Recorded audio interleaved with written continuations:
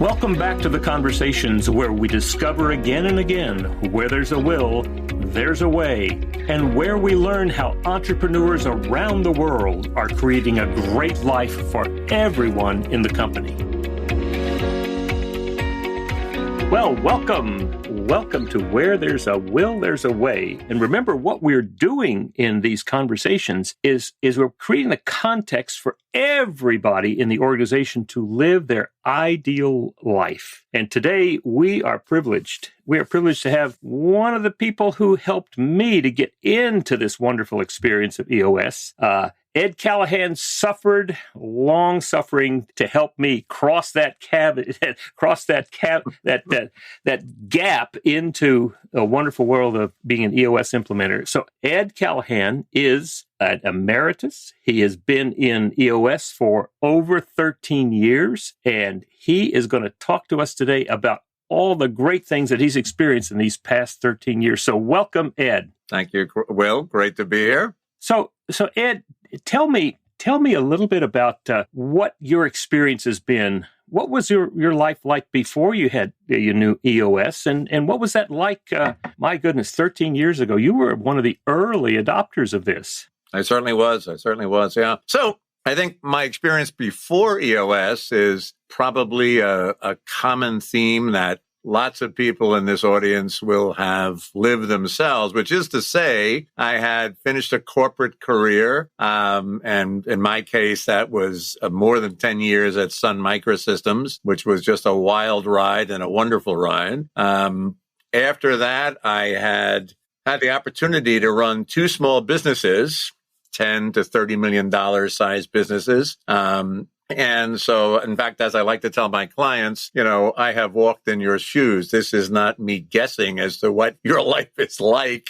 I have experienced both the pain and the pleasure of being the final decision maker. And then I began a consulting career, and I did a number of things. I was an interim CEO. I was a fractional VP of sales and was living a pretty good life. In general, it took a couple of years to get that rolling, to, get back to the income level that I wanted, but it was working. And then out of the blue, this is the fall of 2008. A friend of mine says he's been chatting with this guy from Ohio who is talking to him about something called EOS. It sounds pretty interesting, but he's going to go in a different direction. And so would I mind if if he gave this guy, turns out it was Don Tinney, my name? And sure, what the heck? There's no downside to meeting other people. And so, Don and I chatted on the phone, sounded interesting. What did I know for sure? I asked were there a number of people out there in the world doing this? He said that there were. I said, well, I'd love to speak to one or two. Little did I know it was the only one or two people who had any credibility. It was Peyton and Walt, Mike Peyton and Walt Brown. And they were at that point.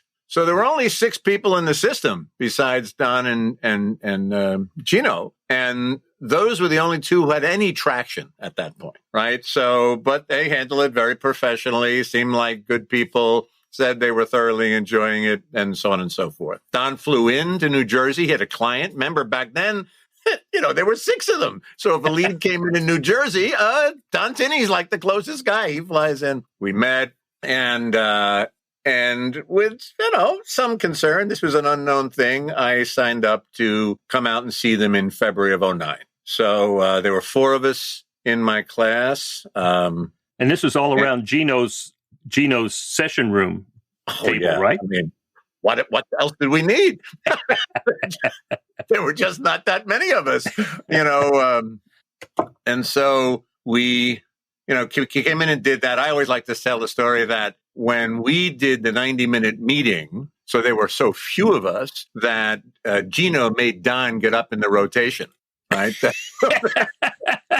didn't have to go through it 10 times just to finish. So in any event, completed boot camp, got back out in the world, spent the next 90 days kind of experimenting with the idea of VTH and talking to people who loved me. We didn't have that then, the idea of talk to people who love you and who love EOS. It was pre-everything. We had the book. Right? That's what we had.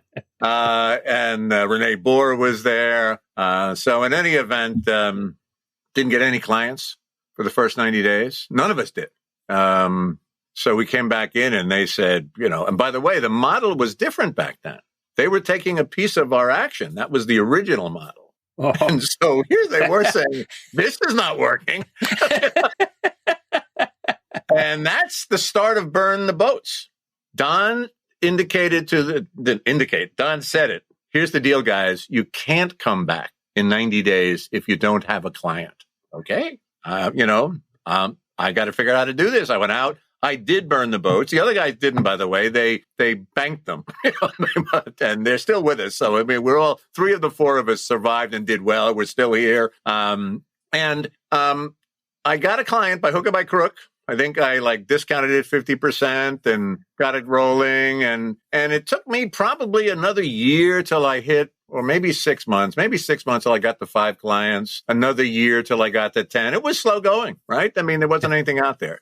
But as you know, it began to work really, really well. The flywheel started to spin. And in my case, so that was really the start. And I was where I was meant to be. I was going to be a teacher before, I got out of college a million years ago. That's what I was going to do. And I always tell my clients now, so I'm a lucky guy. It's come full circle. I am a teacher. I just do it with adults now. Yeah. So that's kind of how it all began. Lots of fun stories from back then. And all of us started to get some traction. The one other story I'll tell is that back then there was a guy, and I won't name him. He's no longer with us, but he was actually had been in Michigan for college, but was going back to Pakistan, and he wanted a website with his picture on it. That was the big deal. We got to have, he would ask every time we get, Gino, when are we getting our pictures on the website? We had a website, and Gino's rule was, he made it up as Gino does so convincingly. Here's the rule. When each of us has at least 5 clients, then we'll put our pictures, not any of us or just some of us, all of us have to have 5 clients. Then we'll put our pictures up. And that became the basis for becoming certified. Right? I mean, that was the original certified rule. You had to have 5 clients. So it's all history in there. It's all built up like that. And so it was great. And, I've been at this for 13 years. As you know, I think, a couple of years in, probably 2015-ish, I think, Don and Gino decided that they needed to expand the leadership team. And Don asked me to join as the first ever recruiter and coach. And it was during that next 2.5 years that I met you. Yes. Right? And I can't not leave this interview without telling this story that, we used to, just like we tell our clients, by the way, when Don did a wonderful thing. He said, here's the seat. Here are the things you're responsible for. And he said, and for each of these responsibilities, recruiting being the example I'm going to use, here are the activities that I want you to undertake. And those included a webinar, at least 11 of the 13 weeks of every quarter. And the objectives is that you need to recruit 8. We were going to step up our game. We were going to try and bring in 8 people. We might have started at 4. It's been a while, but 4, I forget. 4. How many were in your class? Do you recall? Was it 8 people in your class? Oh, there was 12. Oh, 12. So, okay. Much later on. Yeah. Anyway, those are the rules. And I would report in the leadership, L10, right? My scorecard item was the number of effectively warm lead candidates, right? People who were expressed an interest in EOS, had come to the webinar, had a 30-minute conversation with me afterwards, and said they were interested in coming to boot camp. Yes. And you checked all those boxes. Right. And I even paid my down payment. Oh, I think we have down payments. And then began the waiting period. That's right.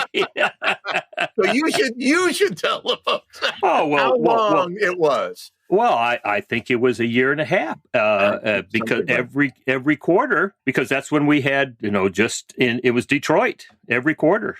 Yep. And oh yeah. And I said, I'm coming. There's no question about that in my mind. But I just got distracted by finding my own clients because we could do that then. And I wound up with 4 clients.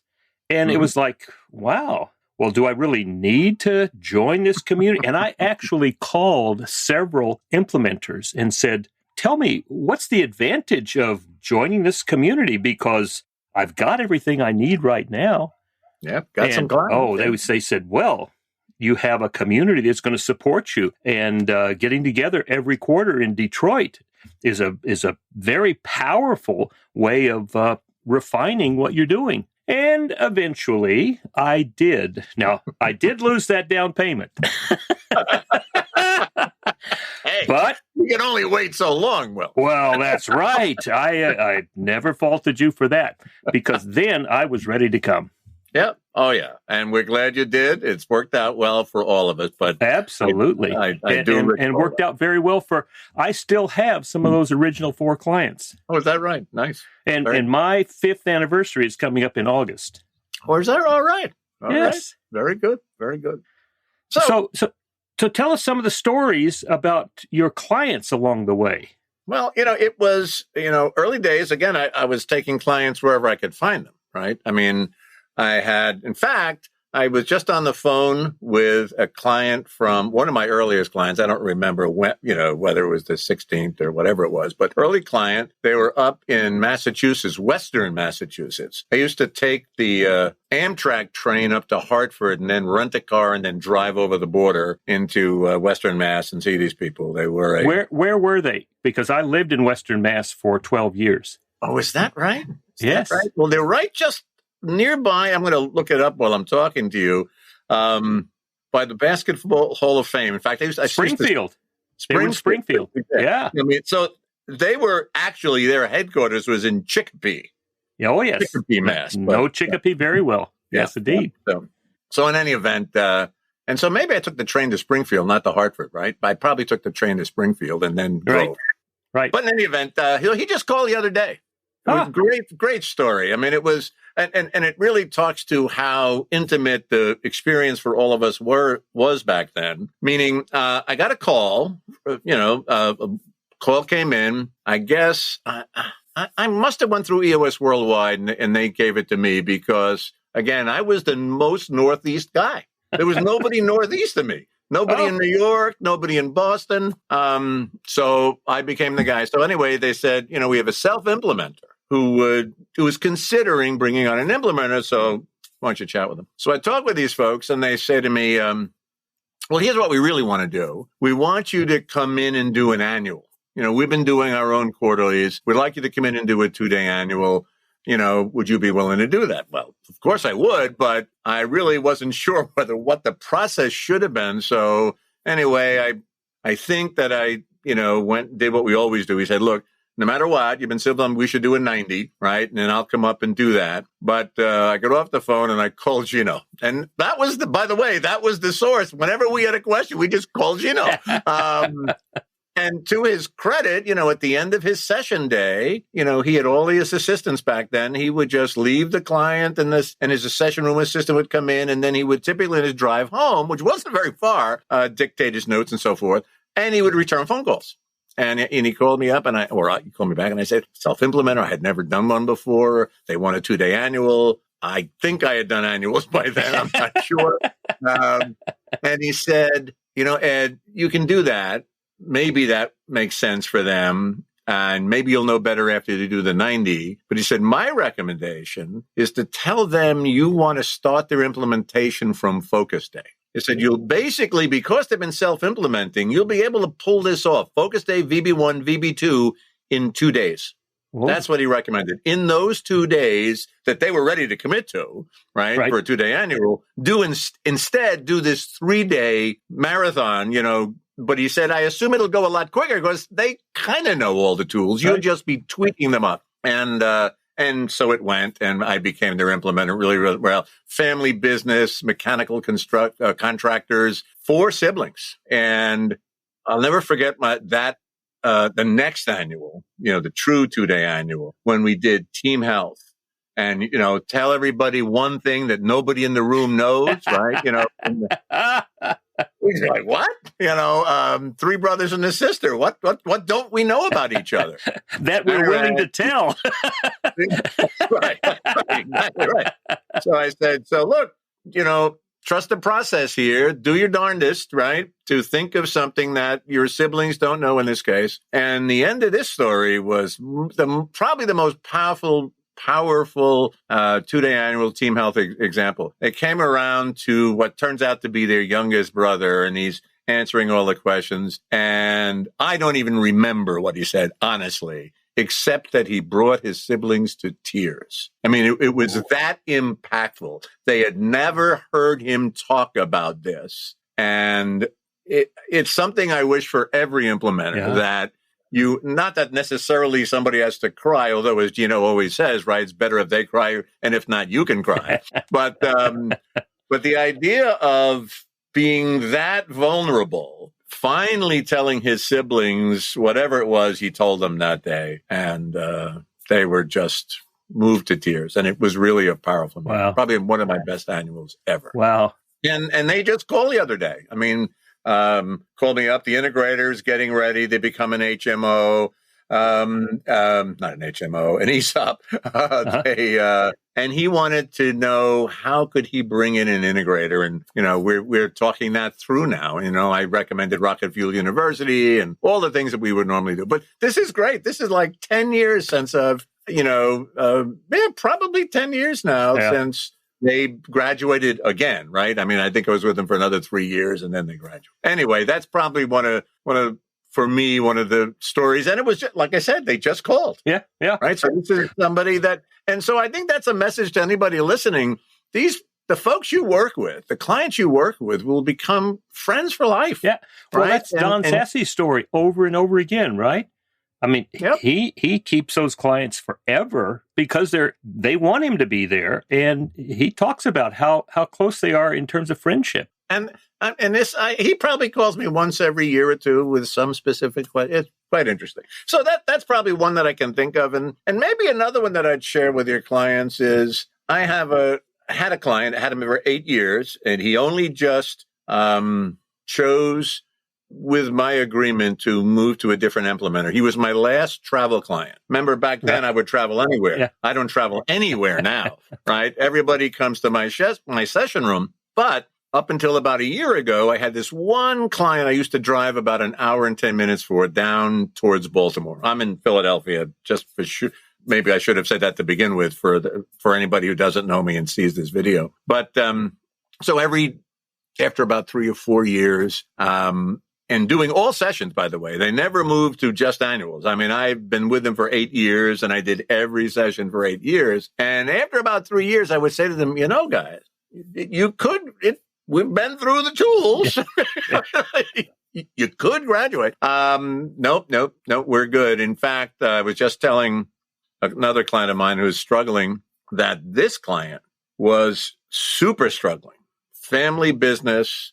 When we first got together, I mean, one of the things we did once we got to quarterlies every quarter was they wanted to IDS, how are we going to make revenue and profit and next quarter?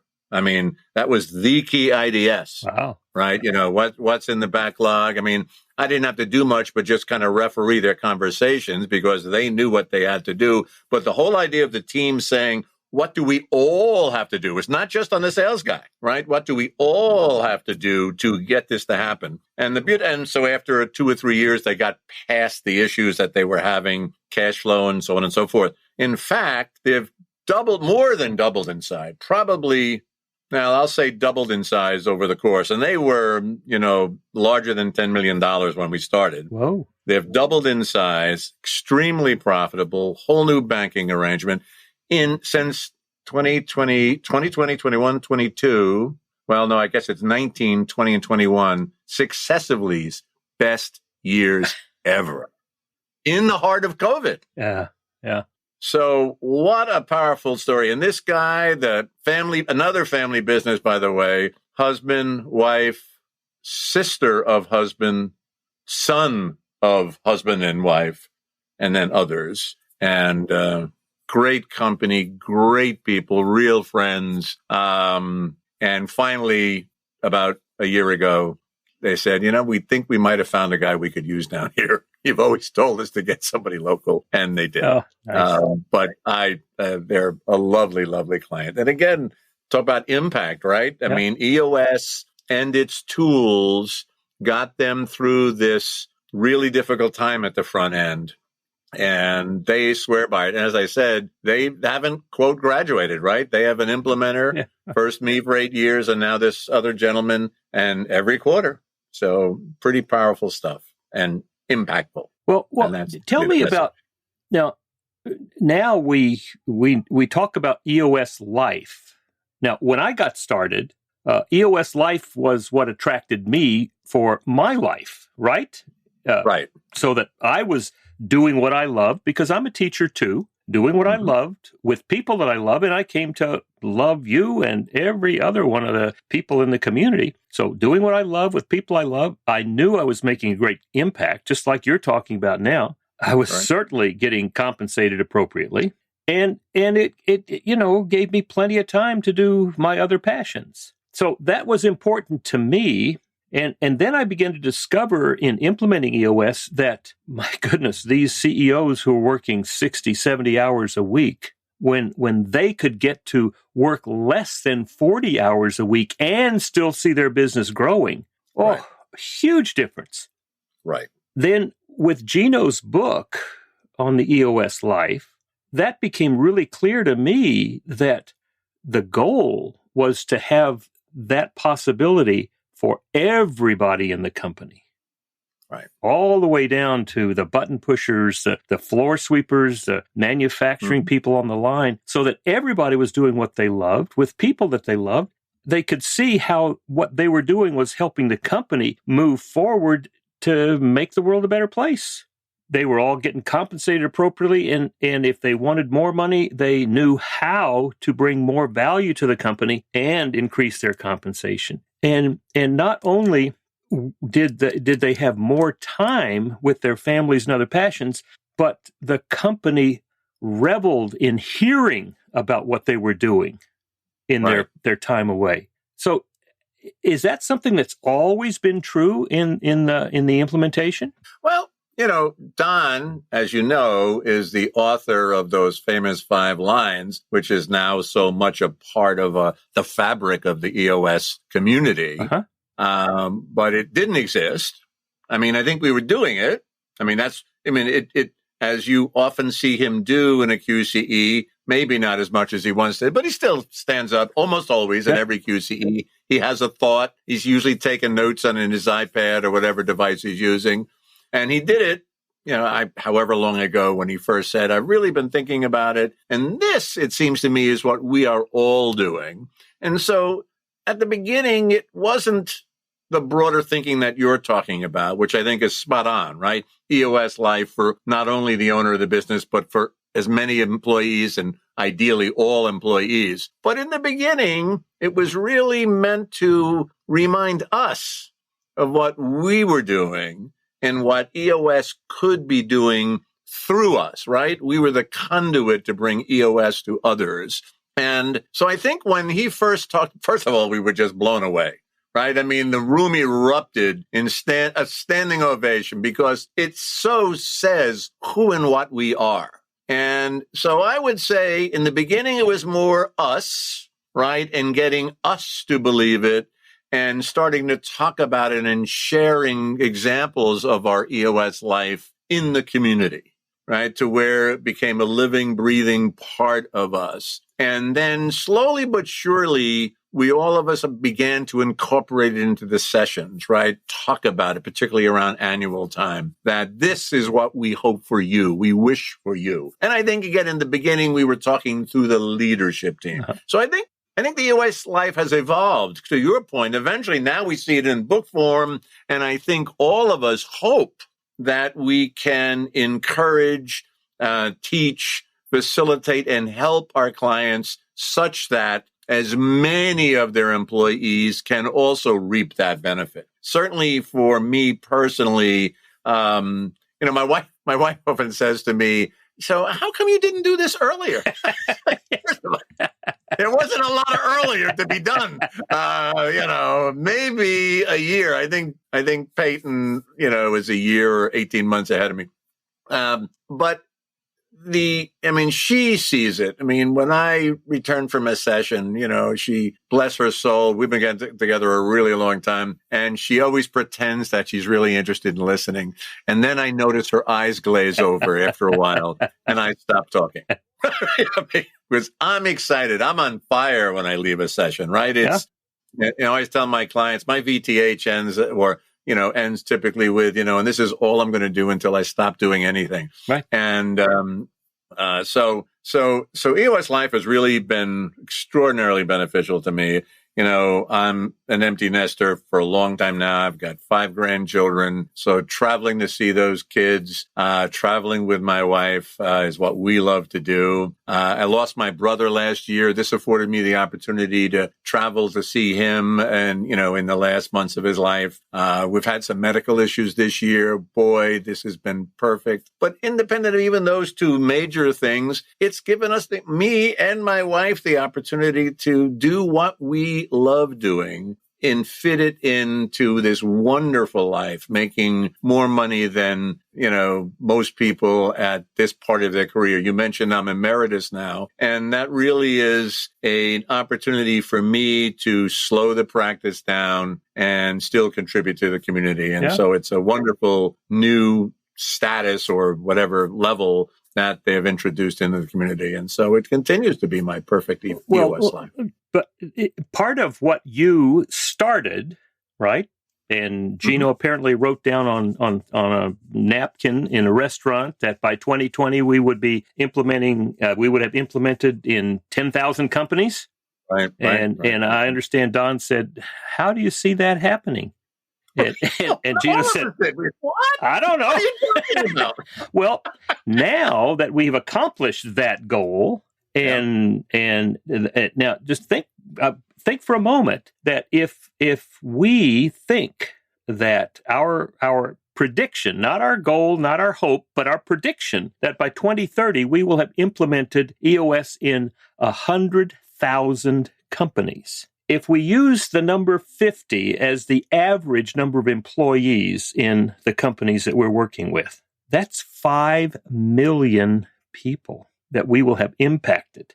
Not counting their families or their, vendors or anything, but just 5 million people. That's a major impact on companies. And when I look at where we are right now, in terms of employment and resignation and remote and this and that, and all this churn, not just churn in people, but churn in vision, we seem to be right in the right place to help people really get a handle on where do we want to go and how are we going to get there and who's going with us. Oh, we do. And it's always amazed me. The ups and downs of the world, right? The economy is up, the economy is down. Gino, reminds us all that in every 10-year cycle, I think he got this from Dan Sullivan or maybe one of his other mentors, maybe his dad, there'll be two great years, 6 average years, and 2 terrible years. Well, this is probably my second round of 2 terrible years. I was here in the crash and back in 2008, and certainly I've lived through this COVID time. And what's amazed me, but I think it speaks to our value, is demand got a little soft at the beginning of both of those problems, but not terribly. Now, mind you, by the time both things happened, thank goodness I was established, right? Had this happened at the, very beginning or of my time, that might have hurt me. And I'm sure some of the people who joined during COVID had some issues. But in my case, I've been thrilled, but I think it talks to our value that even in these times, then and now, people rarely blink once they understand the value when they hear your fee, right? It just makes sense to them. Right. And that's such a wonderful thing. And I really do think it reinforces, and I really would say this to any implementer who thinks, geez, can I really charge, $5,000 or whatever? Don talked me into charging $3,500 when I began. And I was a little nervous, right? Because $3,000 was, kind of the bare minimum, always has been. Maybe it's even higher now. I don't know. But I remember being nervous about that. And, I'm now double that. And it's just, again, I think it's a reinforcement to all of us that we bring such value, right? We enable them to achieve such goals they never dreamed they could get to, right? Heights, profitability, and truly the EOS life. I mean, it's for them and their employees. It's a wonderful thing. So have you, surely you have, but tell us about a client who has self-consciously made the decision to extend this EOS life, or at least create the context for people, the possibility for people to live this ideal life. Tell us about a company that's actually gone about doing that. Well, it's a great question. I mean, I would think perhaps more than anything, it's that company I told you about in Maryland that really is a relatively small company in terms of numbers of people. I won't name their business because it'll identify them almost immediately, and I haven't sought their permission to do so. Although I'm pretty confident he and she would be happy to have their name brought out. They have taken the time, and by the way, again, remember what I said about these people. This was a company who was challenged when I first got to make sure everything was working, that they were paying the bills, that they were building their product inventory and so forth. Once success came, and it wasn't overnight, 3-4 years in, to where they could not only breathe easily, but, kind of celebrate. And, they've gone out of their way for each and every employee. In fact, one of the things that they did, like in all small businesses, it's often people have been around you a long time, right? I mean, this is, I would say 85% of them, they probably had about 30 employees when we started. 85% of those have been with them plus 10 years. And as you know, not everybody's a perfect employee. Right. And their challenge was to understand, and they have done this well, that it's in the interest of the great employees that you have to be kind enough to give the less than great employees the opportunity to pursue careers elsewhere. Yes. And it took them a long time to get there. I mean, for all the obvious reasons, but they have since done that. And I don't think, nobody's perfect. They'll hire somebody at some point that they won't, perhaps have the right results. But right now, I would say they're on fire. They have people that love what they're doing, people that all see themselves as one company, and they go out of their way to seek what each person needs for their EOS life. I mean, one of the things they did with their core values, which I thought was interesting, early on, we asked them to do call outs. We do in our QCEs, the nugget, not the nuggets, but the call outs, core value call outs, shout outs. What they did, which I thought was pretty cool, was they said, what we will do is every quarter, they have 5 core values, and they made up colored wristbands, different color for each of their values with the value written on it.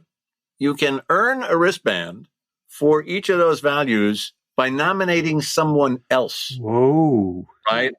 By observing somebody else living a core value and then you calling that out, which I thought was really a great way to embed it in the heart of the company, right? So it wasn't the leaders always observing this. And then for every wristband you earned during the quarter, you got, your name in a hat. So you could have it 5 times, I guess, because I don't think you could earn, you could earn up to 5 wristbands in a quarter. And then they typically started out with a weekend away, right, from, dinners and so forth. But they did a wonderful job, I think, of weaving the idea of you deserve rewards. And if we can link this to the benefits of living our core values, we all win. And so I think that's a great example of a client, one of my best clients and ones that I feel have gone out of their way to take the EOS life beyond just them, the owners, right? But to give it to everybody. Could you see an implementer after, a year, 2 years, when the company has stabilized, is seeing revenue growth, they're happy with that. Can you see an implementer in a quarterly when you're going through the VTO coming down to that 10-year target, which is 50 million, 150 million, whatever number. Can you see an implementer saying, can I ask you a question? How, when you think about all the people in the company, how motivating is that $150 million 10-year target? And, you can just imagine the eyebrows going up and say, well, now, I would never tell you what to do at all, but could I share with you a story from some of my other clients? Mm-hmm. What would it be like if you added to your 10-year target? Of course, you've got your revenue number, but you added to it, by the time we hit our 10-year target, 100% of the people in this company will be either living the EOS life or have a clear path to it. What do you think that would do for, I don't know, attracting great people to your company if that was part of your recruitment package? What do you think that would do for retaining your great employees right now? And how motivating do you think that would be for the company? I mean, it's a fascinating idea, Will. And of course, how could I not want to see that be true for every one of my clients and every one of the clients that we all work with? So here's my observation and my feedback. I think if any of us observe owners, particularly owners, as opposed to hired CEOs, but particularly owners who have achieved and are grateful to have achieved, recognize that the EOS life has occurred, it has happened. Yeah. Right. I think in those instances, perhaps asking that question might be really interesting. Yeah. But I would say only in those questions, right? I mean, and so I would, we, as you know, and as you point out, said at the beginning of that comment that, we're not here to push people in a certain direction. Right. But I think the idea of an owner having and presumably said out loud, whoa, look what this has done for me. Yeah. That person or people could, I think, envision and embrace the concept you just thought, what if? And by the way, I think you're very much in the right spirit. I mean, when my clients talk about 3-year picture, I'll talk about that for a minute, and they get down to the, past the revenue, profit and immeasurable, and they start on the 5 to 15 or a handful, I guess we say correctly now, of things. I ask, are these things impactful for the rest of the people not in this room, right? I really spend energy on that. I said, it's a pic. We call it, Gino called it a picture on purpose, right? He wants you to be able to describe to the rest of your employees kind of the results of them giving their lifeblood to the company, right? So please don't give, I'd suggest to you, actually, I'd probably say, please don't give me, more data, how many of these size clients. I mean, I've had clients start to, just continue down the path of numerical accomplishments. But it's exactly what you were just saying. Wouldn't it be more impactful if there were other things? Maybe you gave a day off a quarter for people to pursue, charitable works in the community. Again, I said, and I typically try to do what we always do and say, here are some examples of what other clients have listed in that handful of things. But I tell you, Will, I have found that to kind of be eye-opening. Not for every client. Right, some of them still can't get there. They're not ready to be that. Right. But boy, when people think of it, I see what you're pointing on. I say, to me, that's the most impactful retention tool you can have. Right. If you can paint a picture 3 short years from now of a radically different company that has impacted the lives of your employees, of course, and your clients, but I'm talking about your employees. Why would anybody talk to anybody about another job? Right. There would be no interest. So that's kind of my reaction. Having that conversation around the 3-year picture. Yeah, that's where I liked it. And that feels better to me because that 10-year target is kind of out there. But that 3-year picture is right around the corner. Yeah. Yeah. Well, that's good. But 3-year picture, right? Yeah. As we teach, that's not perfect. You don't have to get it exactly right. Right. But boy, it's only 3 short years. But yeah. What if you and if you're handing them copies of the EOS Life, at some point to read, and it seems like it's very appropriate. Ed, this has been just wonderful. I am so glad to have the time with you. Been fun for me as well, Will. Well, let's suppose you're standing up in the middle of a QC. Now, this is not a typical QC. This is one where everybody is there. All of the implementers are there. Right. What would you say to them? Well, I actually had that experience in this past annual, if you think about it. There were 8 of us up on stage who have been here from the beginning, and we were asked to make an observation. What would we say? And what I said then and what I would say now is, embrace what's happening to you. Embrace all these feelings around you. I mean, look into this community. Learn to be vulnerable in this community, and you will have it return to you, 100-fold, right? So I think, especially now when we're as large as we are, I would think it's a little more challenging, I don't know, for people to, in the midst of 400 people, right, to be vulnerable, to be willing to speak up. Now, we do a good job, I think, of reducing that to a table, in a QCE, so it's not quite the same thing, but that's what I would really say to all current and future, especially newer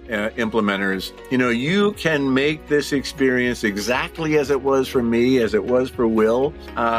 We were here a lot earlier and there were a lot fewer people, but in your MCE or in your T group or at that 8-person table at the next QCE, wherever it is, right? Be that, be the vulnerable person you want your clients to be. So that's my wish for everybody, because I think if you do that, you'll get it. Thanks so much, Ed.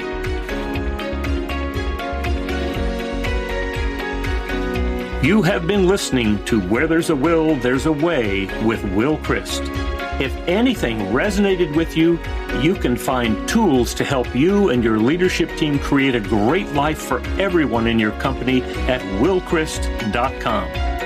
Come and join the conversation at willcrist.com.